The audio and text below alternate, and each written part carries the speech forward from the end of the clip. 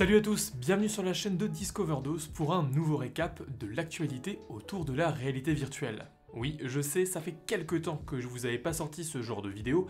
En même temps, l'actualité était relativement calme, pas de grosses sorties de jeux et pas de grosses nouveautés. Mais là, on a de quoi raconter, le programme est assez dense, alors accrochez-vous bien. En effet, aujourd'hui, on retrouve un concurrent pour le MetaQuest, mais également les premières prises en main du PSVR 2 avec un nouveau jeu annoncé.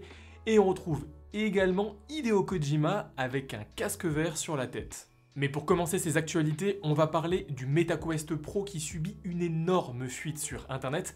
On a des images et on a même une vidéo de déballage où elle a clairement un sacrin. Au niveau des images du casque, rien de surprenant, on avait déjà pu apercevoir son design lors de différents trailers lancés par Meta. Ici, on est plus dans la confirmation. Le casque ressemble énormément au HoloLens de Microsoft, avec sa grande surface avant en plastique noir brillant et ses nombreuses caméras. On peut également se rendre compte que le casque est quand même particulièrement fin et qu'il sera certainement beaucoup moins lourd à porter sur la tête que le Quest 2. On remarque aussi que le casque sera peut-être un petit peu moins isolant au niveau de la vue, pas de masque autour des lentilles et il y aura probablement beaucoup de fuites de lumière, mais ça c'est pas vraiment étonnant puisque l'on sait que ce MetaQuest Pro sera plutôt dédié à la réalité mixte que tout simplement à la réalité virtuelle. Par contre moi ce qui m'a vraiment étonné c'est les manettes, on est ici sur quelque chose de beaucoup plus original, très compact, sans l'arceau au-dessus que l'on retrouvait sur les manettes du Quest 2, on s'approche de quelque chose presque invisible une fois tenu dans la main. Et ça pour moi c'est un gros avantage d'avoir des manettes sans arceau, puisque lorsque l'on fait des jeux de sport, de combat, etc., ces arceaux c'est vraiment ce qui se cassait le plus vite. C'est un petit peu le reproche que l'on peut faire sur les manettes du PSVR 2, même si on en parlera après. Le fait de ne plus avoir d'arceau maintenant, c'est un gros avantage, c'est moins fragile. Se pose quand même la question de comment est fait le tracking, du coup, mais ça faudra voir lors des tests. D'ailleurs, pour votre information, ce MetaQuest Pro est pressenti pour sortir le 11 octobre, lors d'une conférence tenue par Facebook. Et comme son nom l'indique, avec la mention Pro, il serait beaucoup plus premium que le Quest 2 et viserait donc une clientèle totalement différente. Meta viserait en effet le monde de l'entreprise, le monde professionnel, avec notamment l'usage de la réalité virtuelle dans un cadre collaboratif ou encore à distance. Et ça va se ressentir sur le prix puisque Meta a déjà annoncé que ce nouveau casque serait à beaucoup plus de 800 $. Donc soit ils nous font une feinte, soit ça sera aux alentours de 1000 à 1200 €. Donc c'est clairement pas à la portée de tout le monde. Et pour ce prix, selon les différentes rumeurs assez récentes, on aurait une densité de pixels 10% plus élevée par rapport au Quest 2. On aurait également des écrans LCD mais avec la technologie mini LED pour un meilleur rétroéclairage. Et on retrouverait également 12 Go de RAM contre 6 actuellement sur le Quest 2. Cependant, je tiens à vous le dire, malgré la future sortie de ce Quest Pro, on n'est pas du tout sur un produit qui va remplacer le Quest 2. Non, les deux produits vont rester au catalogue et le Quest 3 est pressenti, lui, pour sortir en 2023, certainement fin 2023.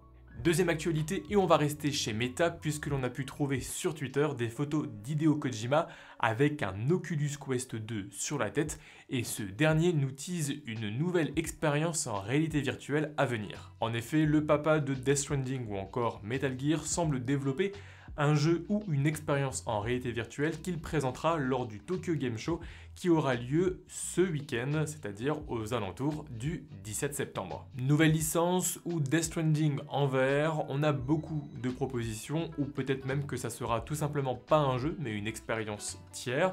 Dans tous les cas, il faudra attendre la conférence pour en savoir plus. Par contre, moi personnellement, ça me fait douter de voir Kojima avec un Oculus Quest 2 sur la tête. Je vois pas vraiment quel genre de jeu pourrait débarquer sur le Quest, ou alors un portage PC VR, pourquoi pas. Mais je pense surtout qu'on aura des nouvelles d'un jeu développé par Hideo Kojima pour le PSVR 2. Et d'ailleurs, vu qu'on parle du PSVR 2, c'est la troisième actualité du jour puisque Sony a annoncé le portage de 2 jeux sur son PSVR 2. On retrouve un grand carton sorti maintenant sur Quest et sur PSVR il y a 2 ans, Demeo, un jeu de plateau un petit peu en 3D, donjon, et qui marchait ultra bien à l'époque et qui marche toujours très bien au niveau des ventes. Et on a également le portage de Star Wars Tales from the Galaxy's Edge sorti il y a 2 ans sur PC VR et sur sur Quest 2, mais là dans une version améliorée. L'occasion ici d'en voir un petit peu plus sur les capacités graphiques d'un titre VR sur PS5 et force est de constater que c'est très propre. Il faut dire que la PS5 est au niveau des performances d'une Nvidia 2070 Super, une carte déjà très correcte pour la VR sur PC. Mais ce n'est pas la seule nouveauté autour de ce PSVR 2 puisque le 14 septembre, de nombreux créateurs de contenu ont pu partager leurs vidéos de prise en main de ce nouveau casque de Sony. Le casque et les manettes apparaissent pour la première fois dans toute leur splendeur et les capacités graphiques semblent très prometteuses. On remarque de jolis effets de lumière, une fluidité assez bonne et des graphismes globaux convaincants. De nombreux jeux ont pu être montrés à l'occasion, comme notamment Resident Evil Village VR, The Walking Dead Saints and Sinners Retribution, donc le deuxième volet de la saga, et moi je donne vraiment une petite mention à Horizon Call of the Mountain, qui a l'air vraiment ultra immersif et super beau au niveau des graphismes. Mais d'ailleurs, n'hésitez pas à me dire en commentaire quel est le jeu que vous attendez le plus sur PSVR 2, on pourra en discuter ensemble. Le PSVR 2 est attendu pour le premier semestre 2023 et il promet beaucoup tant en termes de graphisme que de fonctionnalités, avec par exemple le réglage partiel à la vue, les retours haptiques, les gâchettes adaptatives ou encore le tracking des yeux. Dans tous les cas, n'hésitez pas à vous abonner à la chaîne car la VR sur PS5 c'est quelque chose que je vais tester à sa sortie. On ne connaît pas encore exactement la date de sortie et on ne connaît pas encore le prix. Moi personnellement je planche pour un 450-500 €, puisque à mon avis si Sony a augmenté le prix de sa console c'est pour faire psychologiquement une vraie différence entre le prix de la console et le prix du PSVR. Donc à mon avis, on va être dans ces eaux-là. Et si ce nouveau casque de Sony n'est clairement pas un concurrent direct au MetaQuest, on n'est pas vraiment sur la même cible. On a un autre casque, lui, qui maintenant arrive pour marcher sur les plates-bandes de Meta. En effet, ByteDance, qui est la compagnie derrière l'application TikTok, va lancer ses nouveaux casques de réalité virtuelle. En Europe, on a déjà le Pico 3 Neo qui est en vente depuis le début d'année sur notre continent. Mais là, on va retrouver une nouvelle gamme de casques avec les Pico 4 et les Pico 4 Pro qui sont clairement destinés à concurrencer le Quest 2 et le Quest Pro. On n'a pas vraiment de nouvelles fiches techniques. Par contre, on sait que l'annonce aura lieu le 27 septembre pour une sortie en Chine, mais au moins on en saura un petit peu plus sur ce casque. Bon, c'est tout pour moi au niveau de ces actualités et vous les avez vues, hein, globalement c'est centré autour du Quest Pro ou encore du PSVR 2.